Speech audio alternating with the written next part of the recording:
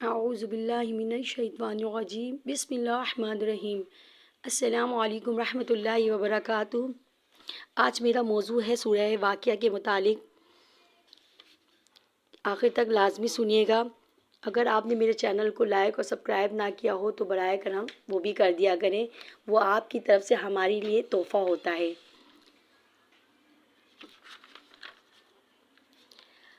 میرے پیارے آقا حضرت محمد مصطفیٰ صلی اللہ علیہ وسلم نے فرمایا، تمہیں جو رزق دیا جاتا ہے مصائب سے تمہیں بچا لیا جاتا ہے، آتے آتے تکلیف ٹل جاتی ہے، تمہاری نصرت دشمن کے مقابلے میں ہوتی ہے، حاسدین کے مقابلے میں کھڑے ہو جاتے ہو۔ تمہیں پتہ ہے کہ یہ کیوں ایسا ہوتا ہے؟ فرمایا، جو تمہارے معاشرے کے کمزور لوگ ہیں، جن کی تم نے مدد کی، تمہیں ان کی دعاؤں کا نتیجہ ہوتا ہے۔ اللہ تعالیٰ کبھی خالی نہیں موڑتا۔ لاچار لوگوں کی، دکھی لوگوں کی، بے بس اور بے آس والوں کی مدد کے لیے کھڑے ہو جایا کرو۔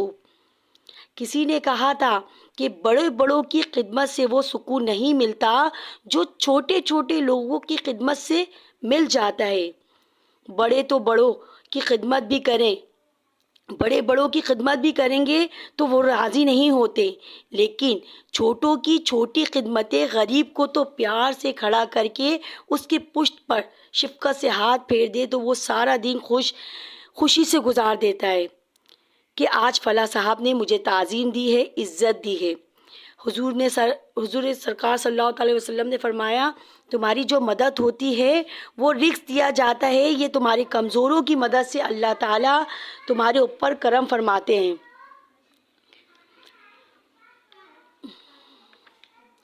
اس کے متعلق ایک اور روایت ہے کہ حضرت عثمان بن عفان رضی اللہ تعالیٰ عنہ حضرت عبداللہ بن مسعود رضی اللہ تعالیٰ عنہ کے پاس اس وقت تشریف لائے جب وہ مرض الوفات میں مبتلا تھے۔ حضرت عثمان غنی رضی اللہ تعالیٰ عنہ نے ان سے فرمایا، آپ کس چیز کی تکلیف محسوس کر رہے ہیں؟ حضرت عبداللہ بن مسعود رضی اللہ تعالیٰ عنہ نے جواب دیا، اپنے گناہوں کی تکلیف محسوس کر رہا ہوں۔ حضرت عثمان غنی رضی اللہ تعالیٰ عنہ نے فرمایا، آپ کو کس چیز کی آرزو ہے؟ حضرت عبداللہ بن مسعود رضی اللہ تعالیٰ عنہ نے جواب دیا، مجھے اپنے رب عز و جل کی رحمت کی آرزو ہے۔ حضرت عثمان غنی رضی اللہ تعالیٰ عنہ نے فرمایا، آپ کسی طبیب کو کیوں نہیں بلا لیتے؟ حضرت عبداللہ بن مسعود رضی اللہ تعالیٰ عنہ نے جواب دیا، طبیب ہی نے مجھے مرض میں مبتلا کیا ہے۔ حضرت عثمان غنی رضی اللہ تعالیٰ نے فرمایا، کیا ہم آپ کو کچھ مال عطا کرنے کا حکم نہ کریں؟ تو حضرت عبداللہ بن مسعود رضی اللہ تعالیٰ عنہ نے جواب دیا، مجھے اس کی کوئی حاجت نہیں۔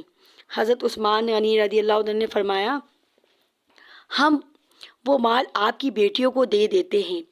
حضرت عبداللہ بن مسعود رضی اللہ تعالیٰ عنہ نے جواب دیا، انہیں بھی اس مال کی کوئی ضرورت نہیں، میں نے انہیں حکم دیا ہے کہ وہ سورہ واقعہ پڑھا کرے، کیونکہ میں نے رسول اللہ صلی اللہ تعالیٰ علیہ وسلم کو ارشاد فرماتے سنا ہے کہ جو شخص روزانہ رات کے وقت سورہ واقعہ پڑھے تو وہ فاقے سے ہمیشہ محفوظ رہے گا۔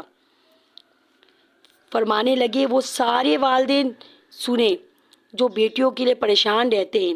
حضرت عبداللہ بن مسعود رضی اللہ تعالیٰ عنہ عرض کر رہے ہیں، نصیحت کر رہے ہیں، فرمانے لگے، میں نے سورہ واقعہ یاد بھی کرا دیا ہے، پڑھنے کی عادت بھی ڈال دی ہے۔ حضور صلی اللہ تعالیٰ علیہ وسلم نے فرمایا ہے کہ جو سورہ واقعہ پڑھے اسے فاقہ نہیں آتا۔ کہنے لگے، چاند اپنی جگہ چھوڑ سکتا ہے، سورج گر سکتا ہے، تارے ٹوٹ سکتے ہیں، پر مدینے والے رسول کی بات غلط نہیں ہو سکتی۔ حضور نے فرمایا، فاقہ نہیں آئے گا تو انشاءاللہ عز و جل کبھی بھی نہیں آئے گا۔ حضرت سروق رضی اللہ تعالیٰ عنہ فرماتے کہ جسے یہ بات خوش کرے کہ وہ اولین اور آخرین کا علم اور دنیا اور آخرت کا علم جان جائے تو اسے چاہیے کہ سورہ واقعہ پڑھ لے۔ ایک اور حدیث ہے، جو شخص فکر و فاقہ سے عاجز ہو اسے 41 دفعہ روزانہ سورت کو پڑھنا چاہیے، اس کی برکت سے ذلت و خواری اور اور تنگ دستی جاتی رہے گی، مال و دولت اور عزت بڑھے گی۔ اگر ہمیشہ پڑھتا رہے گا تو کبھی محتاج نہ ہوگا۔ اگر کسی میت کی قبر پر پڑھے اسے عذاب قبر سے نجات ملے گی۔ جو شخص عشاء کی نماز کے بعد پڑھے کبھی بھوکا نہ رہے گا اور غیب سے اللہ تعالیٰ روزی دے گا۔ سبحان اللہ، اس کی کیا فضیلت ہے۔ آپ لوگ بھی سچے دل سے بالکل ارادہ کر لیں کہ آج سے انشاءاللہ عز و جل روز باقاعدگی سے سورہ واقعہ کی تلاوت کریں گی انشاءاللہ۔ سورہ واقعہ رزق کی بند دروازوں کی چابی ہے۔ سورہ واقعہ آپ کی زندگی بدل دے گا انشاءاللہ۔ آپ بھی کوشش کریں، اللہ تعالیٰ سے بالکل سچے دل سے دعا مانگے۔ آپ